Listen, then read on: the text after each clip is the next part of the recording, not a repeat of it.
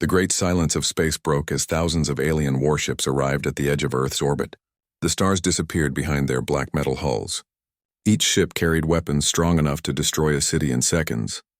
Their engines burned with red fire, and their presence filled the solar system like a dark storm. At the center of the fleet was the Zorath flagship, a massive ship named Dominion's Pride. Inside its command deck, Admiral Duroc stood before a glowing hologram of Earth, his mouth curved into a proud smile. "So this is the human homeworld," he said. "It looks peaceful. It will make a fine colony." The other officers around him laughed. "Their satellites are small. Their defenses are weak," one of them reported. "No major energy shields detected." "They are not ready," Duroc nodded. "Then let us begin. Prepare the orbital bombardment." From the shadows behind them, Ambassador Reen watched silently. He had joined the fleet not by choice but by the Emperor's order, to observe the conquest. Reen stood still, his eyes fixed on the blue planet shining below. There was beauty in its oceans, its white clouds, and its green lands. He whispered to himself, "They do not know what waits for them." The Admiral turned to him. "You still doubt us, old one?" Duroc asked mockingly. "Soon you will see that your fears were foolish. We will take this planet in a single day." Reen did not answer. He had seen that same pride before, many times, and he knew where it always led. The invasion begins. The Zorath fleet moved closer to Earth. Communication systems on the planet began to break down. Strange signals filled the air. Satellite feeds went dark one by one. Humanity knew it was no longer a drill. In the underground command center, General Marcus Hale stood before a large map showing the enemy fleet. "Status?" he asked calmly. "Over 2,000 enemy ships detected," a technician replied. "They've taken positions above major continents. They're blocking sunlight in some areas." Hale's face remained still. "Any response from our message?" "No, sir. But they're powering weapons." The general took a deep breath. "Then it's time. Activate Project Sentinel." Every major base around Earth came alive. Hidden launch platforms opened in deserts, forests, and under oceans. Dozens of human ships, sleek and compact, lifted off from hidden hangars. They were smaller than the alien ships, but built with precision and creativity. Each one carried a human pilot who knew this could be their final flight. One pilot, Captain Aaron, sat inside her fighter, gripping the controls. Her voice came through the radio. "This is Eagle 1, systems ready." "Eagle Squadron, hold formation," Hale's voice answered. "Wait for the signal." Aaron looked up at the sky. Even from Earth's surface, the alien fleet was visible, like a black cloud covering the heavens. She felt fear rise inside her, but she forced it down. "We'll show them what humans can do," she whispered. The alien strike admiral Duroc raised his clawed hand. "Begin the bombardment," he ordered. On command, the first wave of alien ships opened fire. Red plasma bolts and energy lances streaked through space, lighting up the darkness. They struck the upper atmosphere, creating huge flashes visible from the ground. But the humans were ready. As the energy blasts entered the atmosphere, thousands of decoy satellites activated. They projected false energy signatures, confusing the alien targeting systems. The first wave of fire hit empty space, destroying only holographic projections. "What is this?" one alien officer shouted. "Our weapons are missing." "Adjust targeting systems," Duroc barked. Before they could respond, human fighters appeared from the shadows of Earth's magnetic field. They moved fast, too fast for the alien sensors to track properly. They launched missiles that didn't look dangerous, but when they exploded, they released clouds of metallic dust that jammed the alien scanners. The alien ships began to lose communication with each other. Chaos filled their ranks. "Admiral, we're losing contact with the forward squadrons," cried a technician. Duroc slammed his fist on the console. "Find them." But before he could finish, several alien ships exploded, destroyed not by human missiles but by their own weapons bouncing off false readings. Ambassador Reen watched the growing confusion. His heart grew heavy. "It begins," he whispered. "The human counterattack down on Earth." General Hale smiled grimly as he watched the chaos on his monitors. "They're confused. Good. Send in the second phase." The human fleet hidden behind the moon powered up. Massive railguns and plasma launchers aimed toward the alien ships. Unlike the aliens' weapons, human technology was simple, but deadly precise. The order went out. "Fire!" Dozens of bright streaks tore through space, slamming into alien cruisers. One by one, the great Zorath ships began to fall, burning and breaking apart. Pieces of metal rained down toward the atmosphere, glowing like falling stars. In the flagship, alarms rang. "We've lost 30 ships," an officer shouted. "Impossible," Duroc roared. "How can these primitives—" Another explosion shook the command deck. The lights flickered. Reen turned to Duroc, his voice calm but cold. "I warned you. They are not primitives. They are survivors." Earth fights back on the ground. Humanity watched the sky light up. News channels tried to broadcast, but signals were jammed. Still, word spread quickly. Across cities and towns, people gathered in shelters, helping one another, not giving up. In orbit, the human pilots fought with all their strength. Aaron's squadron dived between giant alien cruisers, dodging plasma fire. "Target engines, not hulls," she shouted. "Cut their movement." Her ship spun through debris, firing a series of railgun shots that tore through an alien battleship's thrusters. The massive ship went silent, drifting helplessly. "Nice shot, Eagle One," came a voice over the radio. Aaron smiled. "Told you, they're big, not smart."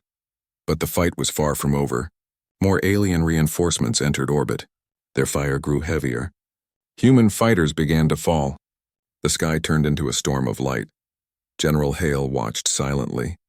"So this is how it feels to fight the stars," he murmured. "Sir," said his assistant, "should we retreat?" "No," Hale said firmly. "This is our home. We stand." The turning point, the Zorath fleet had the numbers, but the humans had something more dangerous. Adaptability. Every time the aliens changed tactics, the humans changed faster. Within hours, the Dominion's fleet began to weaken. Admiral Duroc shouted new commands, his voice filled with anger. "All ships regroup. Focus on destroying their command center." But even as he gave orders, strange signals began to appear on their screens. Small unmanned human drones swarmed through space like a cloud of insects. Each carried an electromagnetic pulse core. When they detonated, alien ship systems shut down one by one. "Admiral, we're losing power in several cruisers." "How many?" Duroc demanded. "Hundreds." The flagship trembled as explosions surrounded it. Through the viewing window, Earth's surface glowed below, a world that refused to die. Reen closed his eyes and whispered, "You brought this upon us." Retreat and realization. By the end of the day, more than half of the Zorath fleet was destroyed or disabled. The survivors tried to flee, but human ships chased them to the edge of the moon's shadow. Admiral Duroc ordered retreat. His pride shattered. "We will return," he shouted. "We will crush them next time." But deep inside he knew something terrible. His mighty fleet had been beaten by a single planet. Reen turned to him quietly. "If you go back, tell the Emperor what happened here. Tell him humanity is not prey. They are fire." Duroc glared at him. "You think they will forgive us?" Reen looked down at Earth. "No, but they will not seek revenge. They will prepare. And one day when we return, they will be ready for us again." On Earth, when the last alien ship vanished into the darkness, Earth's night sky became peaceful once more. The stars returned. Humanity had survived the first strike. In the command center, cheers filled the air. General Hale smiled faintly. "We did it," he said softly. "We made them run." Captain Aaron's tired voice came over the radio. "Sir, we're still alive." "Yes," Hale said. "And now they know we are not easy to kill." The world mourned its lost pilots and damaged cities, but hope filled every heart. They had faced the galaxy's strongest empire, and survived. And somewhere beyond the stars, Ambassador Reen sat in silence, writing a single message in his log. "The First Fleet has fallen. The humans stand. They will not stop now. The Emperor must understand, if we attack again, it will be the end of us." The galaxy was no longer calm. The once proud Zorath Dominion shook under the weight of defeat. The news of Earth's victory spread across the stars faster than any light wave. Every species that had once feared the Zorath began to whisper the same words. The humans fought back. On 1,000 worlds, slaves secretly smiled. Rebel cells lit new fires. Entire planets dared to hope again. For the first time in centuries, the Dominion looked weak. But inside the Zorath capital there was no laughter, only rage. In the Grand War Chamber, Emperor Kareth Vorn watched the recording of his fleet's defeat again and again. The sight of his ships exploding, his commanders shouting in panic, filled him with fury. He turned to Admiral Duroc, who stood kneeling before him, trembling. "You promised me victory," the Emperor said in a low, dangerous voice. Duroc bowed his head. "The humans. They were stronger than expected, my Emperor. They used strange tactics. Their machines—" "Enough!" Kareth shouted. His voice echoed through the metal chamber. "Machines do not win wars. Weak minds lose them." Ambassador Reen stood quietly beside the throne. He had been summoned to report. His face was calm, but his eyes were filled with sorrow. The Emperor turned toward him. "You warned me, old one," Kareth said bitterly. "You told me not to attack them. You said they would destroy us. Are you proud of being right?" Reen shook his head slowly. "No, my Emperor. I take no pride in this. I only regret that you did not listen sooner." Kareth's claws dug into the armrest of his throne. "You think they can truly challenge an empire of 1,000 worlds?" Reen met his gaze. "They already have." For a long moment, silence filled the hall. Then the Emperor spoke, his voice cold. "Then we will show them what true war is." The Second War begins. Months later, across the galaxy, enormous shipyards came alive. Billions of workers built new warships, larger and deadlier than before. Planetary forges glowed red as they prepared the Grand Armada, the most powerful fleet in Zorath history. Admiral Duroc was replaced. A new commander, Admiral Torek, took his place. He was known for his ruthless efficiency. Torek believed no species could stand against pure destruction. He said to his officers, "We will not invade Earth. We will erase it." Meanwhile, Earth had changed too. Humanity no longer hid. The nations of the world had united under a single banner, the Terran Defense Union. Factories worked day and night. Scientists shared their secrets freely. New technologies appeared every week. Faster engines, smarter drones, and energy shields stronger than any before. Humanity had learned from the first battle. They now prepared for a war that could decide the fate of the entire galaxy. General Marcus Hale stood in the command center orbiting the moon. Through the wide window, he looked at the growing fleet of Earthships around him. "They think they can scare us again," he said quietly. "But we don't scare anymore." His second-in-command, Commander Lyra, nodded. "Our scouts report massive activity near the Zorath border." "They're coming." Hale gave a small nod. "Then we'll meet them halfway." The march to war as both sides prepared, the galaxy watched in silence. Many alien races, once silent under Zorath rule, began sending secret messages to Earth. Some offered help. Others asked for protection. In one hidden transmission, a small voice said, "Humans, we wish to fight beside you." Hale accepted. "Then stand with us. We fight not for conquest, but for freedom." Soon the Alliance of Free Worlds was born. Dozens of alien races joined under the human banner. They brought their knowledge, ships, and courage. Together, they became a symbol of hope. Ambassador Reen, still serving within the Zorath capital, heard these reports and felt both pride and sorrow. He wanted peace, but he knew the Emperor would never allow it. The day finally came when the Zorath Armada left their docks. Thousands of massive ships moved like a metal storm, spreading across the galaxy toward human space. "Let this be the end of their defiance," said Admiral Torek. The Battle of Orion Gate. At the edge of human territory lay a system known as Orion Gate, a region filled with bright nebula clouds and ancient asteroid fields. It became the meeting point for both fleets. The human allied fleet waited quietly behind the asteroids. General Hale stood aboard the flagship Valiant Dawn, watching the scanner display. "They're coming," said Commander Lyra. "Hold position," Hale ordered. "Let them come closer." As the Zorath ships entered the system, their sensors struggled to read through the nebula gases. They did not know where the humans were hiding. Then, suddenly, thousands of human drones came to life. They released powerful flares that blinded alien sensors. The Zorath fleet turned their weapons toward the wrong targets. "Fire at will," Hale commanded. Human ships emerged from behind the asteroids, unleashing a storm of blue plasma and railgun fire. The nebula lit up like a sunrise. Alien ships exploded one after another, their wreckage spinning through the colored clouds. Admiral Torek growled, "Fools, focus your fire!" "Crush them." But the humans moved like a swarm, fast, unpredictable, impossible to pin down. They used the terrain, the magnetic fields, and even the wreckage to their advantage. For every human ship destroyed, 5 alien ships fell. Ambassador Reen received the first battle report hours later. His hands trembled as he read the words. The second armada is collapsing. The humans are advancing. He closed his eyes. It has begun. He whispered again. Fire spreads. The humans did not stop at Orion Gate. They pushed forward one system at a time. They didn't seek revenge. They sought to end the war.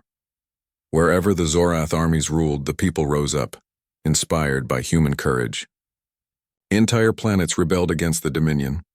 In the skies above Terrorist 9, humans fought alongside insectoid allies. In the frozen world of Kalora, human engineers taught other species how to build simple yet powerful weapons. And on the burned world of Recon, soldiers planted the human flag beside the ruins of Zorath fortresses. Across the stars, the message spread like wildfire. The humans are coming, and they bring hope. The Emperor's desperation back on the Zorath homeworld. Emperor Kareth's empire was falling apart. Systems declared independence. Governors fled. Resources were gone. Still, the Emperor refused to surrender. If we must fall, he said, then we fall burning. He ordered the construction of a final weapon, a massive battle station called the Starbreaker. It was said to have the power to destroy an entire planet with one shot. Ambassador Reen tried to stop him. My Emperor, he pleaded, this weapon will not save you. It will only make them fight harder. Kareth glared at him. You sound like one of them now, Reen. I sound like someone who has seen too much death, Reen replied quietly, but it was no use. The Starbreaker project continued. The human advance General Hale and the Alliance fleet received reports of the new weapon. Lyra looked at him. If that thing fires once, Earth could be gone. Hale nodded. Then we'll end this before it fires. The Alliance prepared for one final campaign, Operation Dawnfire. Hundreds of ships gathered at the edge of Zorath space, ready to strike the heart of the Dominion. Before launch, Hale sent one message across the galaxy. We are not here to destroy. We are here to end tyranny. Stand with us or stand aside. Billions heard it. Many wept. The firestorm when the Alliance fleet entered the Zorath system, they found the skies already burning. Rebel worlds within the Dominion had risen up. Human ships joined with local fighters, striking at defense platforms and supply lines. The Starbreaker stood above the capital world, glowing red as it charged. Admiral Torik's voice echoed through his command deck. All ships, defend the weapon! The Emperor demands victory. Human ships moved in, dodging fire and returning with deadly precision. Drones swarmed across the sky like silver fish. Explosions filled the horizon. Inside the command center, General Hale gave the final order. Target the weapon's core. End this war. The flagship Valiant Dawn fired its main railgun, a beam of blue light cutting across the void. The shot pierced the Starbreaker's core.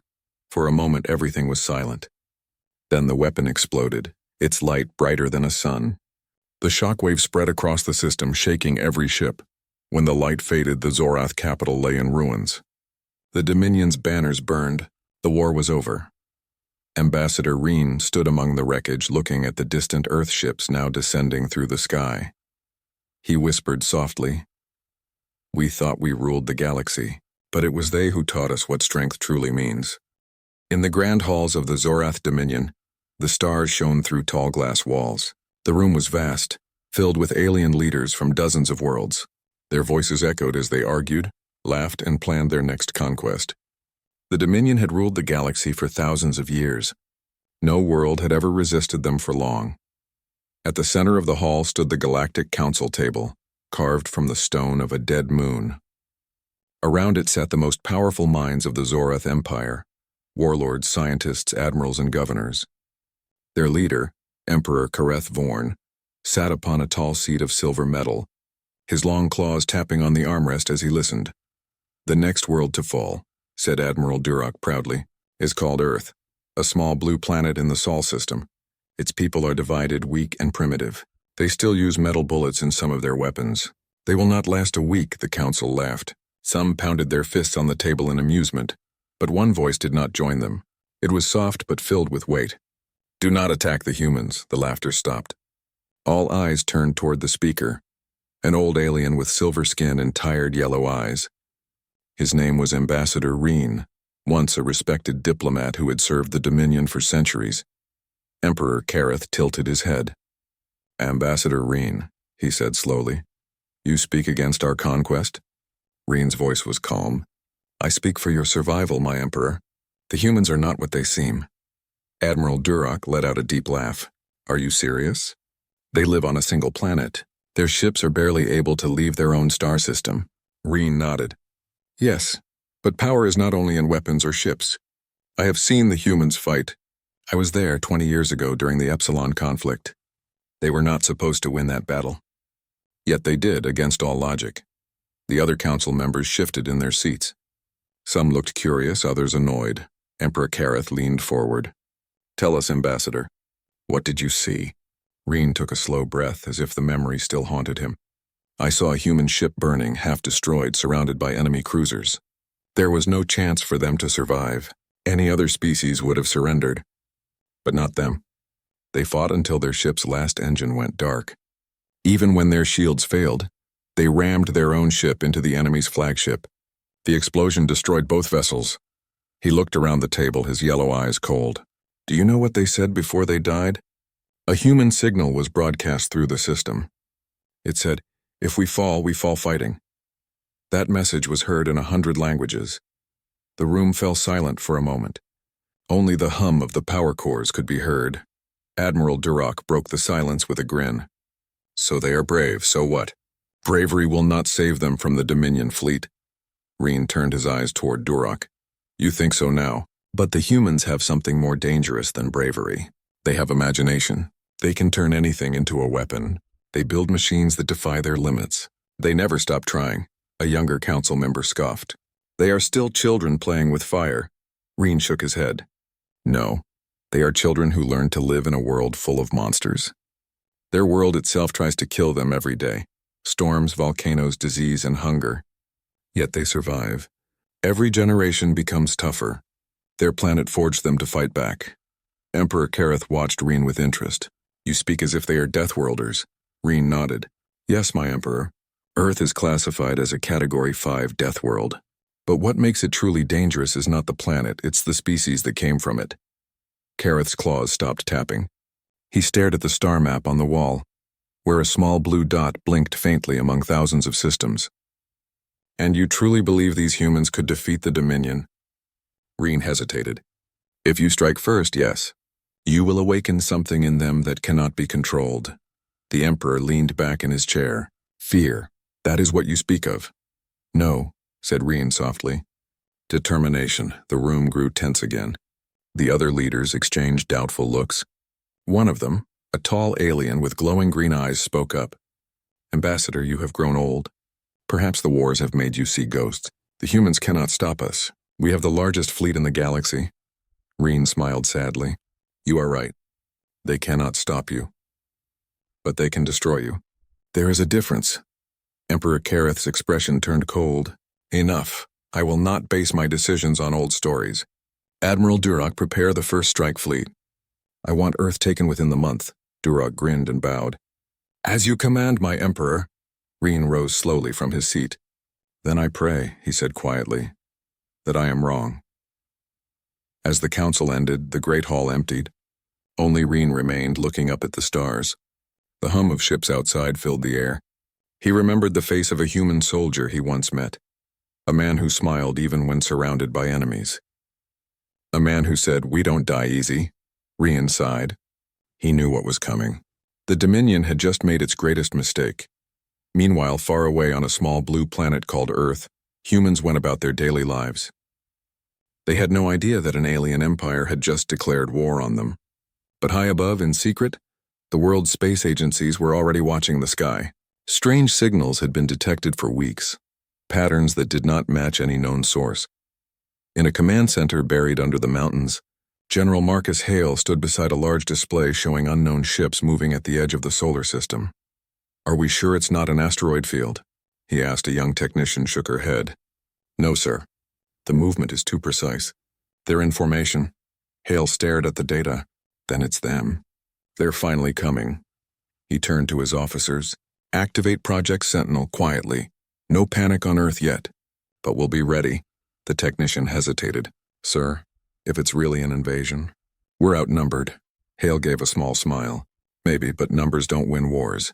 People do. Outside the mountain, the wind howled across the snow. Far above, in the cold of space, the first wave of the Zorath Dominion fleet was approaching. Massive ships glowing red against the darkness. And somewhere in that fleet, Ambassador Reen sat quietly in his chamber, watching Earth grow larger on the screen. His hands trembled slightly. He whispered to himself, I warned them. They didn't listen, and now the fire will come. In the command center on Earth, alarms started to sound. The technicians saw the incoming fleet on their monitors. Dozens of red lights filled the radar. General Hale raised his head. Send this message, he ordered. To whoever is out there, this is Earth. We don't want war.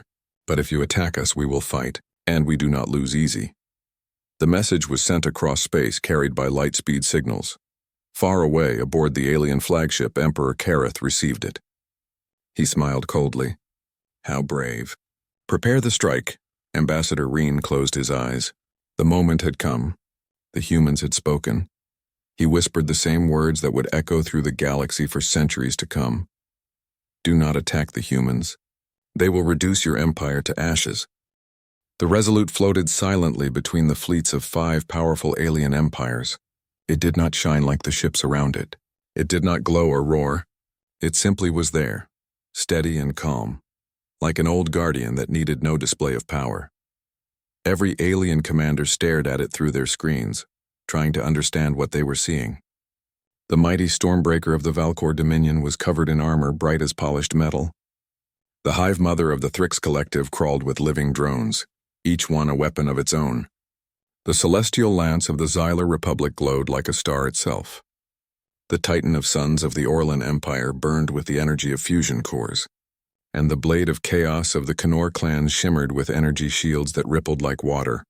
All 5 ships looked alive, burning, breathing, full of sound and light. But next to them, the Resolute looked silent. Too silent. It had no need to prove anything. Inside the Resolute, Captain Mara Trent stood on the bridge. Her officers worked quietly, their movements sharp and sure. The light of the screens reflected on their calm faces. Are all fleets in position? She asked. Yes, Captain, replied the communications officer. All 5 empires are ready. They've requested a full demonstration. Mara nodded once. Then we'll give them one. Begin sequence Alpha. Her voice was not loud, but it carried a steady strength. Around her, the crew moved like clockwork, calm, trained, and confident. The ship's engines began to hum, a deep, low sound that seemed to come from everywhere at once. The alien sensors went wild. On the bridge of the Valkor ship Stormbreaker, Admiral Kor Valen leaned forward. Power levels are rising, but it's not like anything we've seen before. The readings are wrong. His science officer frowned. Sir, it's like the ship is pulling energy from empty space. Impossible, Valen said, but space itself seemed to ripple around the Resolute. The first test captain Mara spoke calmly. Initiate demonstration 1. Non-lethal target field. In front of the Resolute, several small ships appeared, drones sent out by the Galactic Union for testing purposes. They represented enemy vessels of various sizes. From the other fleets, the alien commanders watched. Are they testing weapons on drones? Asked the Orlan warlord, his deep voice half amused. This is child's play. Leah Holt's voice came through the shared comm line. That's the point, warlord. You'll see why. The Resolute's front panels opened again. But this time, instead of one small beam, 5 thin lines of light extended from its hull. Blue, red, green, white, and gold. They looked fragile like strands of thread. Then they moved. The beams twisted, curved, and turned through space, guided by invisible commands. They hit the target drones, one by one, without missing. Not a single beam crossed another's path. The aliens watched in shock. That is not possible, whispered the Xylar consul. No weapon moves like that. It's like it's thinking. Smart weapons, Leah explained calmly. They are connected directly to our ship's artificial intelligence. The Resolute sees the battlefield as a map, not as chaos. The Thrix matron clicked her claws together. Precision is good, but how strong are they? Mara gave the next order. Demonstration 2. Maximum impact. The 5 beams turned to a small moon floating near Mars. an old testing site once used for mining. The beams brightened slightly. Then the moon vanished. Not exploded, not shattered, vanished. The alien fleets went silent. Even the communication lines carried only quiet breathing. The Xylar console whispered, That was not a weapon. That was pure control of energy. Leah's reply came softly. You could say that, but we don't call it destruction. We call it returning to zero. Everything goes back to what it once was, energy. The shield test admiral, Valen, stood now, eyes wide. Enough of this. Let's see how their ship defends itself. He activated his channel. Captain Mara, may we perform a simulated attack? Non-lethal, of course. Mara nodded slightly on the screen. Permission granted. Fire when ready. The Valkor ship Stormbreaker charged its plasma cannons. The Xylar Celestial Lance powered its focused beam. The Orlan Titan of Suns prepared a Starcore blast. The Thrix Hive Mother launched thousands of small drones. The Knorr Blade of Chaos built up its lightspeed energy spear. 5 empires aimed at one ship. Mara stood still, hands behind her back. Activate Aegis Protocol. Around the Resolute, light bloomed. It wasn't a shield like others used. It looked like a faint mist, soft and golden. The attacks began. The sky turned bright with beams, fire, and energy. But when the light faded, the Resolute stood untouched. Not a single scratch. The Orlan warlord stared. What kind of shield is that? Our weapons didn't even touch it, Leah answered softly. It's not a shield. It's a field. It bends energy around the ship. Every kind of force, every kind of matter. We call it a graviton veil. The Knorr chieftain's tail flicked nervously. That's impossible technology. It defies all physics. Mara looked calmly into the camera. We learned it because we had to. A lesson in silence. The alien commanders were silent now. None of them laughed. None of them joked. Their fleets, once so proud, now looked small beside the calm, quiet power of the human ship. Admiral Valen spoke carefully. Captain Mara, this ship, it's not just a weapon. It's something else. You're right, she replied. It's more than a weapon. It's a memory. Every part of it was built after the last Earth War, not to conquer, but to make sure we would never need to fight like that again. The Xylar consul asked softly, Then why show it to us? Leah answered, Because peace built on pride doesn't last. We wanted you to know what we've built, not as a threat, but as a promise. We defend ourselves, but we do not seek to rule. The Orlan warlord frowned. And if someone does try to rule you? Mara's expression didn't change. Then we remind them why that's a mistake. The third test, Leah turned toward the alien commanders. We have one last demonstration. It will not harm anyone, but it will explain our final secret. The Resolute began to move away from the fleets. At first it drifted slowly, like a ship preparing for warp. Then space itself bent. The ship disappeared, completely gone. Every alien screen flashed warnings. Where did it go? Shouted the Knorr chieftain. It didn't use any drive signal, cried the Thrix matron. Before anyone could react, the Resolute reappeared, behind the fleets. Not through hyperspace, not through speed, but through folded spacetime. The Xylar consul spoke in awe. You move through the folds of the universe itself. Leah nodded. We call it the slip-space drift. It doesn't tear space like warp drives. It flows through it. The Orlan warlord shook his head slowly. You could move anywhere. Attack from anywhere. We could, Mara said softly. But we don't. Respect earned. The fleets floated in silence. The 5 greatest empires and the old powers of the galaxy now looked at humanity with new eyes. Admiral Valen finally spoke. You built this ship after your greatest war, and you built it not for attack but for protection. That is unusual. Leah's voice was quiet but strong. Humans don't forget pain easily, Admiral. We remember what it costs. We never want to see those days again. The Thrix matron lowered her head slightly. Perhaps we were too quick to laugh at you. The Knorr chieftain crossed his arms. Or maybe we were too proud to see the truth. You are not a weak species, human. You are patient. Mara smiled faintly. Patience is the sharpest weapon. End of demonstration. Captain Mara looked around her bridge. Her crew watched her with silent pride. Send a final message to all fleets, she said. Her officer nodded and began the transmission. Across every alien screen, the message appeared in simple human words. We are humanity. We fight only when we must. We protect what we love, and we remember what we lose.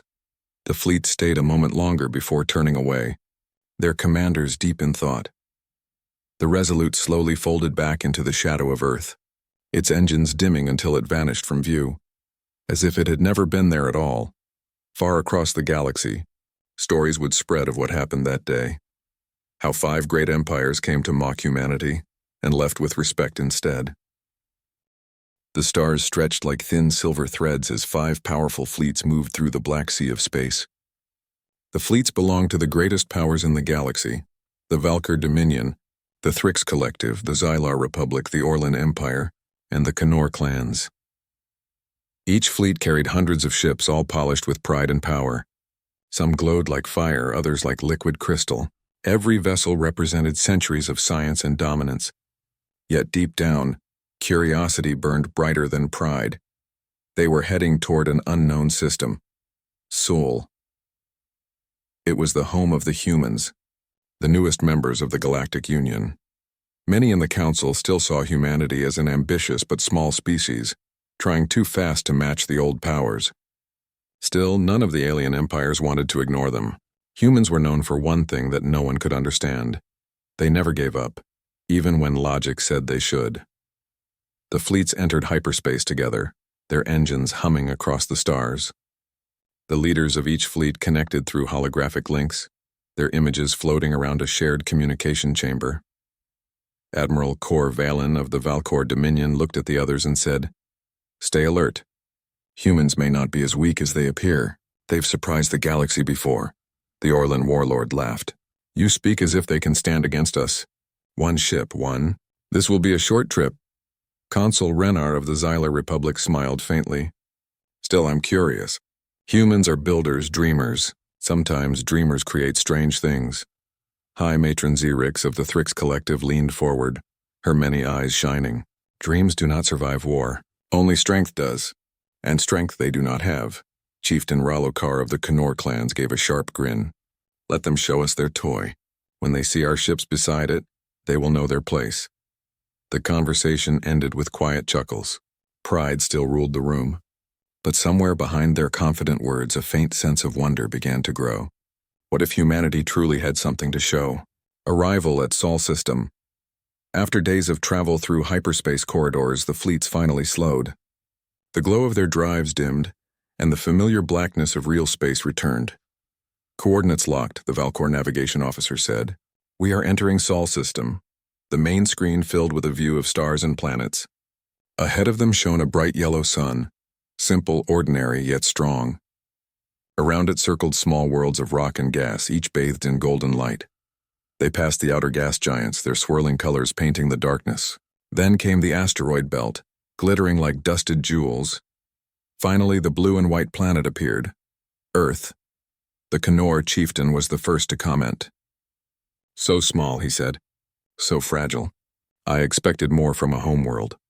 The Xylar consul raised a hand. "Do not judge too soon. Some things cannot be seen from orbit."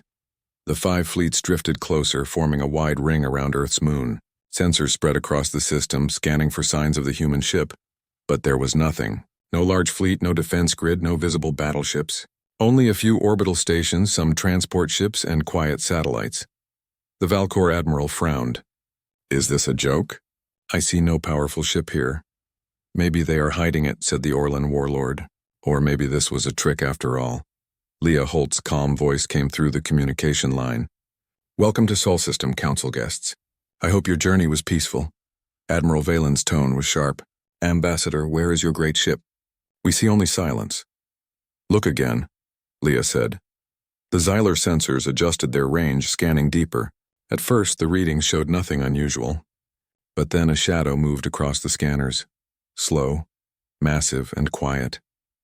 One of the Thrix officers gasped, her mandibles clicking nervously. "Something is there, it's enormous." And then they saw it. From behind Earth's shadow, a ship began to rise. It was not shiny like the alien vessels. It was dark gray, smooth and silent, a giant that swallowed light instead of reflecting it. It moved with calm, steady grace as if it didn't need to hurry for anyone. The ship's name glowed faintly on its side. UN's Resolute.